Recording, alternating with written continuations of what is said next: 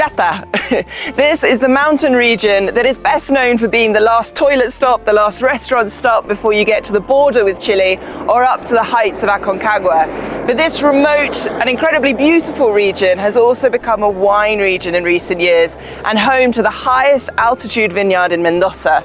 I'm going to go to Estancia Uspallata with winemaker Alejandro Sejenovic to find out exactly why on earth they planted here in the middle of nowhere.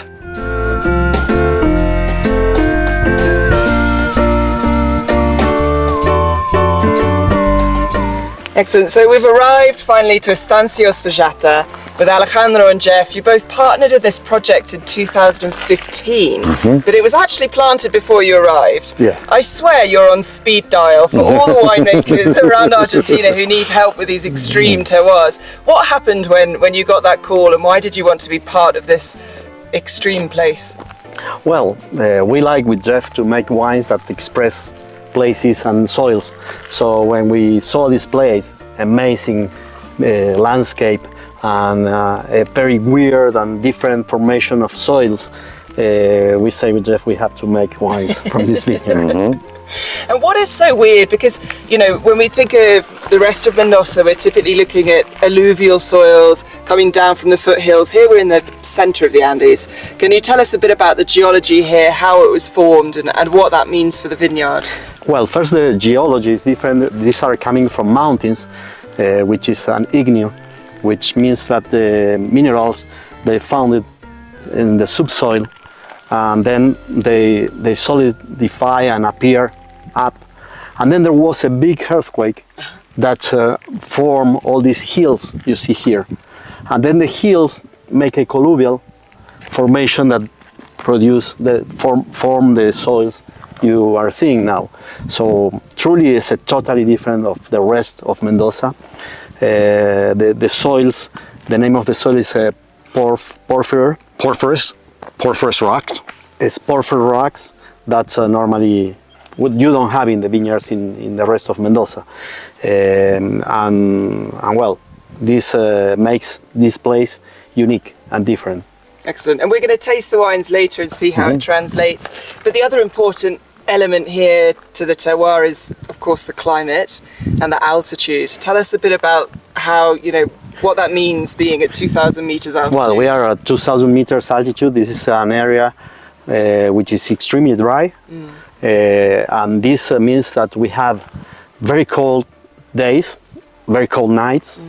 All the process happen later.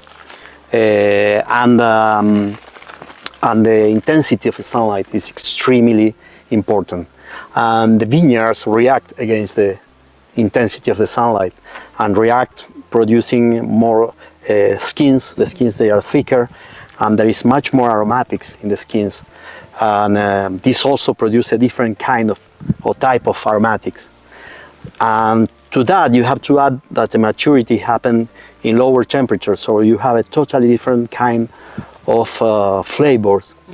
And also because these temperatures, which are cooler, makes that we have a very high acidity here. So a totally different balance of the acidity here than in the rest of Mendoza.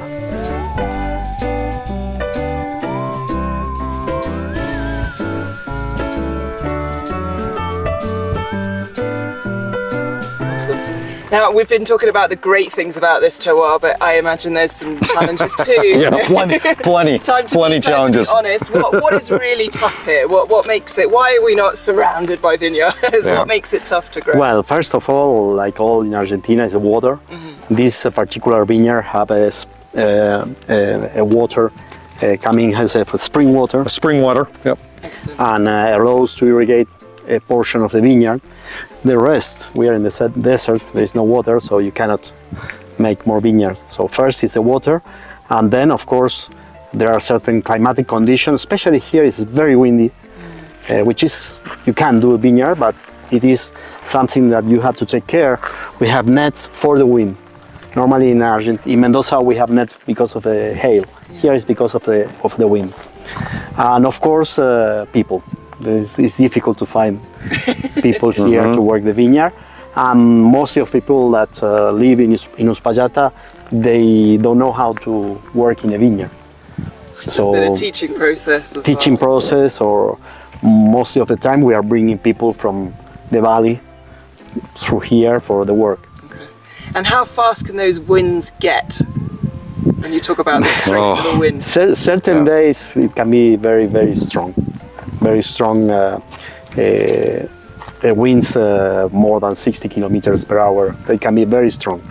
And this is something that you can see in the floor now. You can see the floor is full of stones, but truly there is dust here. Yeah. And this dust, when the wind comes, leaves only the stones. And this Gets carried away. This is an indication that it's a very windy area. So it's especially dangerous when we get close to harvest, because that can cause some dehydration, things that we don't like in the character of the fruit, and we don't like it in the wine. So we're, especially now, for example, last couple of weeks of February, first couple of weeks of March, very attentive to any potential. If we know that there was a wind, we have to pick in. We'll harvest. You'll pick first. Immediately. That will prompt you to pick Yes, exactly. pick a suit. Okay. Yeah. Well, so far so good. Just a nice gentle breeze at the moment. Let's go taste some of these wines. Wonderful. Thank you.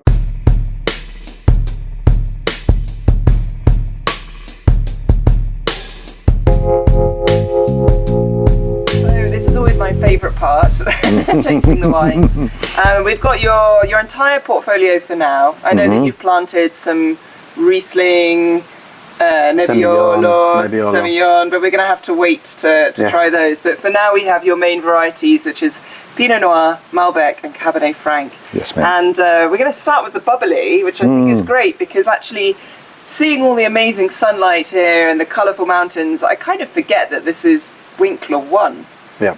So this is actually quite a cool climate. Why does that work in particular for the sparkling wine? Well, this 100% Pinot Noir, and it's coming from a part of the vineyard where the subsoil is rich in organic matter and humidity.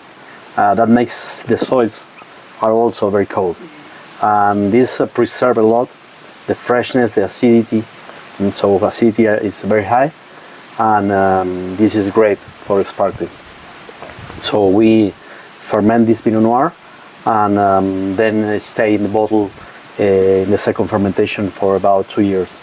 Excellent. And then in the degorgage is a natura. There is only we add the same sparkling. Excellent. It's delicious. I love the kind of salinity that it has to it, the great tension in the palate as well. Incredible freshness, and some of that real complexity coming through with 2 years on the lees in the bottle. Just a really, really beautiful sparkling wine. And what I love is this innovation here as well. Jeff, tell me, how did you end up making a Blanc de Noir as a still wine? And there's something quite special about this too. So tell us about that process. It's interesting that the story comes right after the sparkling, because actually this Blanc de Noir still wine was born from the base wine program of the sparkling. In 2019, we wanted to try to make our base wines a little bit more complex, so we began to put the base wine in used French oak barricones, or 500 liters, and we were very surprised that one of those developed a velo, a flor for microbiological aging, and when we tasted it with Ali, we were like, this has got to go into the bottle. So we've been able to repeat that every year, and now into another one. So we don't have 2 500-liter barricones, but they each develop that wonderful flor each year. And they give us really a very particular expression of the Blanc de Noir, very kind of savory with a lot of salinity. I absolutely loved that one, and I'm a bit disappointed you only have 2 barrels, because it means that you basically have to come here to Estancia Uspallata or Mendoza to be able to taste it. Good for me, but not so good for our friends. Well, come and visit us and we'll save you some. Yeah. That's the promise you'll have to hold people to. Okay, and then moving on to Pinot Noir, which obviously these are all Pinot Noir, but here we have the expression of Pinot Noir as a red wine. You know, you've made Pinot Noir in lots of different regions in Argentina. Yes. What is the expression of Pinot Noir in this terroir in Uspallata? Well, there is an expression related to the vineyard that we find also in the Malbecs, in the Blanc de Noir, that is related to the salinity, savory, But also in the reds, the use of the stems is very important to use the whole cluster, because stems are full of aromatics here, and the aromatics of this place is totally different from places in other areas. So there is an expression in the reds that it's only from this place. Excellent. I mean, I think we've got the Igneo in our glass, which is the Malbec and the Cabernet Franc. But I also found with the Malbec, with the Pinot Noir, you get this beautiful kind of the wild kind of mountain herb aromas. And in the vineyard, we could see some of those, the Herija, the wild thyme. Henko. You know, what are those? What are the kind of botanicals that we get here in the region that impact the wine? Well, there are some botanicals, but it's more related to the climatic condition. Being in high elevation with a lot of sunshine, it's interesting how you say it's a refreshing sunshine, because you have a lot of intensity of sun, but it's not hot. This area is fresh, and temperatures are not so high.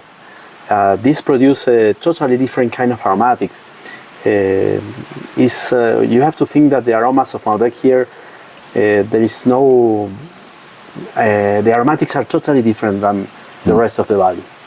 And this is something that only you can find in high elevation vineyards, very high elevation vineyards, where there is much more aromatics related to herbs, to the spice, than sweet fruit that normally you find in traditional Malbec. Excellent. It's a different world of Malbec. It's a different world of Cabernet Franc as well. And I mean, it's such a different place, and it really comes through in the glass, and the freshness that these wines have. You know, you said that these come in with really quite a punchy acidity. Yes. Tell us a little bit about, for the real wine geeks out there, tell us about the kind of pH and how these wines come in the wine. Well, when you are in an area like this where temperatures are not so high, maturity happens later, and the balance of the acidity is much more higher, especially malic acid is extremely high, and this makes that you have a different kind of extraction during fermentation, but the final balance of the wine gives a beautiful acidity that pull up all these aromatics and also pull up the tannin, so you have to be very careful in the extraction. Super. And yeah, I mean, you've managed the extraction beautifully. I think they're very elegant wines. They still have a fine line of nice, tannin in there, keeping a structure and keeping it, a refreshing drink to have, especially with food, I'm sure. But you're also moving away from oak. You're really focusing on pure concrete for the Malbec from this vintage forward. Tell us why. Well, what I found not only in this Malbec but in some Cabernet Franc in the valley is that in the oak you lose certain herbal aromatics that are beautiful and are expression of the place. We like to make wines that express place, and we found that in concrete we get a much better maturity of the wines than in oak. And this is why we are leaving the oak and going for the Malbecs and the certain Cabernet Francs to concrete. Helps us kind of preserve the more delicate aromatics yes, that we can find in some of those varietals.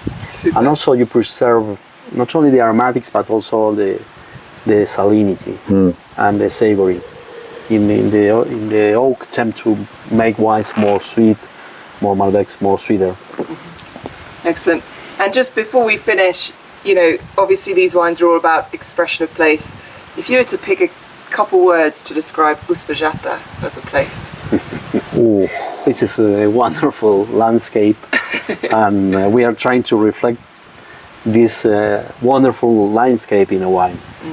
This wild and rugged landscape. It's wild. It's a wild place, but in the same time, I mean, sometimes wildness scare. And this is a wildness with a lot of beauty. Yeah. Hopefully the wines can be as beautiful as the place. I think they are. Cheers to that. Salud. Salud. Salud.